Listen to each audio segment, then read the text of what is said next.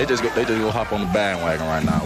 Everybody in this locker room on the Jaguars team, even upstairs, we know everybody probably gonna try to hop on this bandwagon now, but we don't want anybody. They can stay where they at. It's us. It's all about the Jags. Everybody but us. Excuse my language, mama and dad, grandmama, but everybody but us.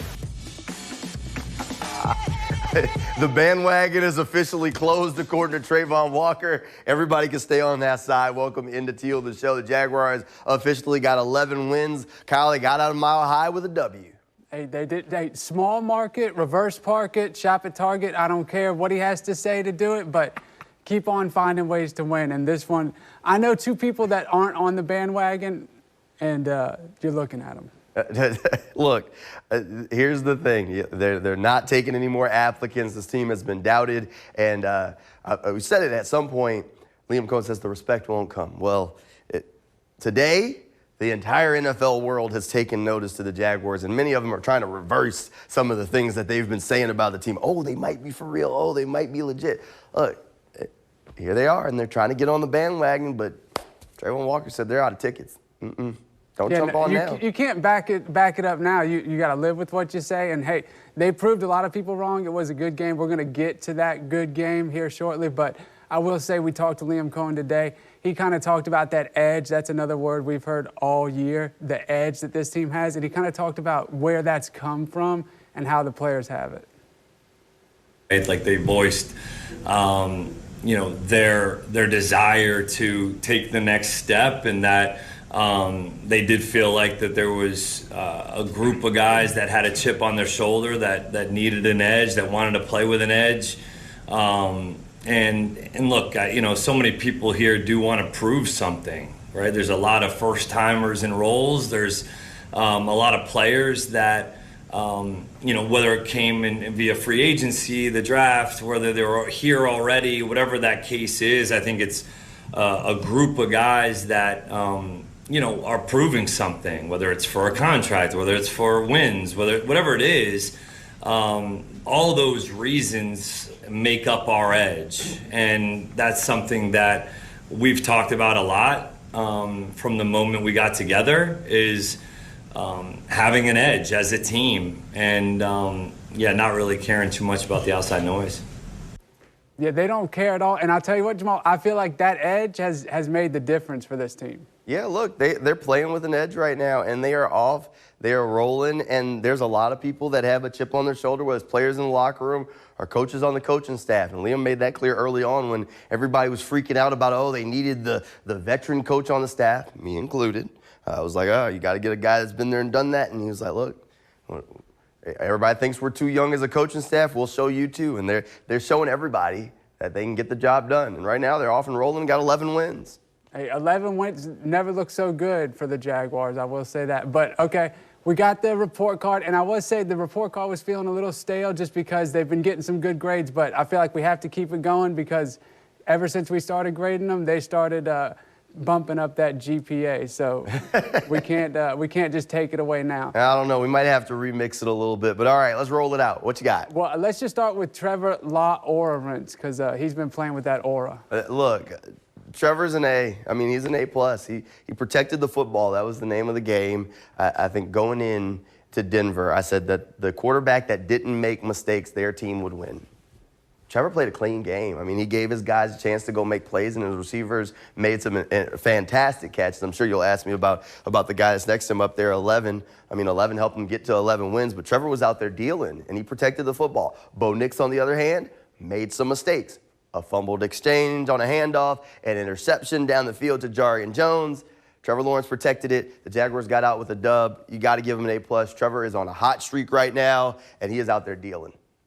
He is. He sure is. And you mentioned Parker Washington. I assume that you're going to give him an A as well. That's fine and dandy. Let's go. Was there anyone that maybe surprised you with how they played? I think Cole Van Lanen got the start at left tackle. That one was interesting. I think Cole Van Lanen played really well. Overall, the offensive line, Trevor took a little pressure, but they handled it. And you know what? We've been critical of Walker a little in the past. Look, I'd give that guy an A for what he did. Look, he was benched.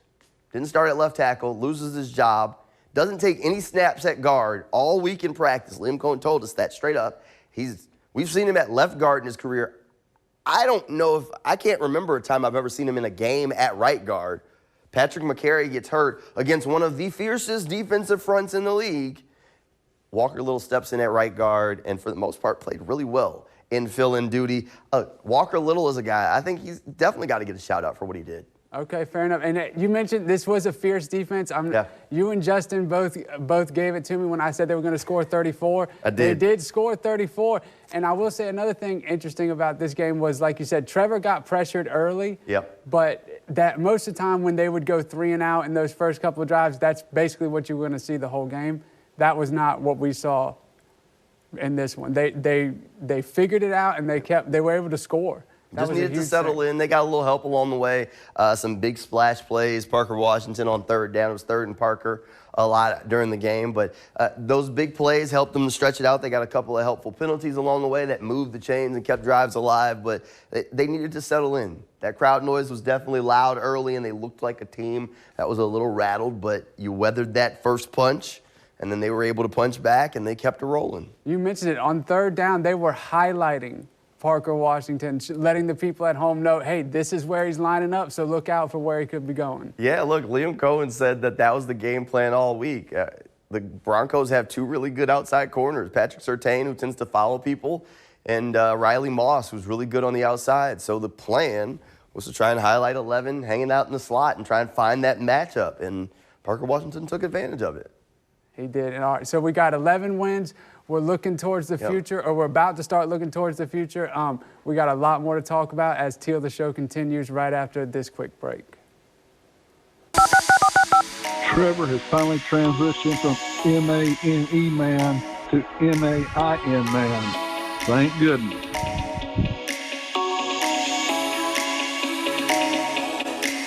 Trevor has, look, he's definitely transitioned to the main man. Come on now, Trevor's been dealing. He's hot right now. 16's hot, the Jaguars are hot, and the Jaguars are rolling. I don't know if he could be, I guess he could be hotter, but yes, we've never seen him as hot as he is right now. The main man, like I said, I called him Trevor Lawrence earlier.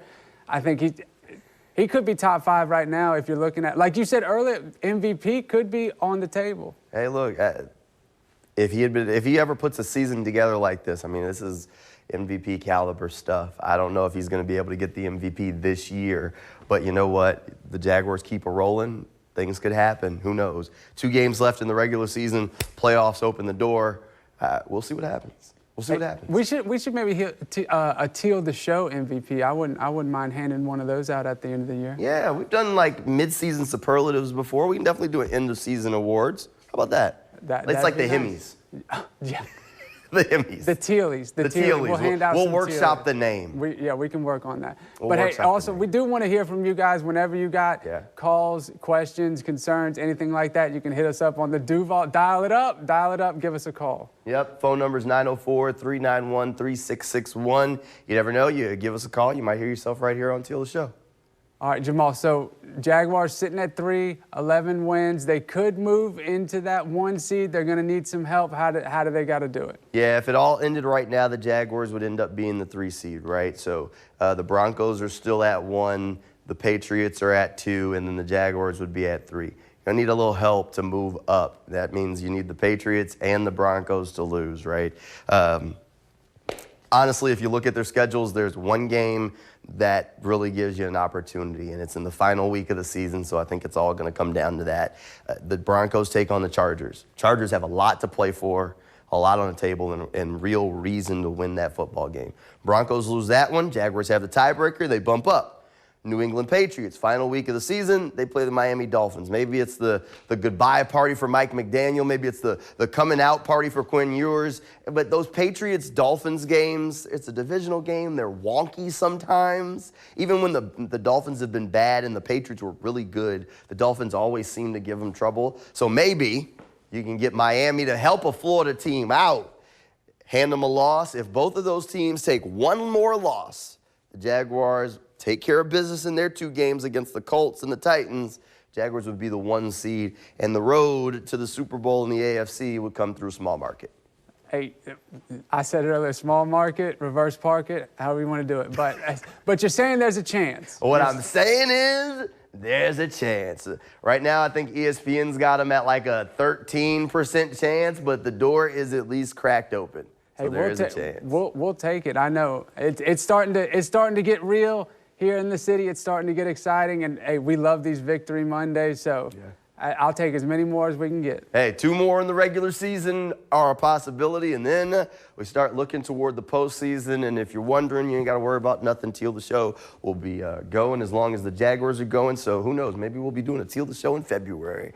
You can mark your calendar for that one if it so happens. We appreciate you spending some of your Monday night with us, a Victory Monday style. We'll be back same time, 11:20, right here on Channel 4 on Friday night, as we talk about what the Jaguars got to do to get a dub against the Colts on Sunday in Indianapolis. Thanks for spending some of your Monday with us. Good night, everybody, and go Jags.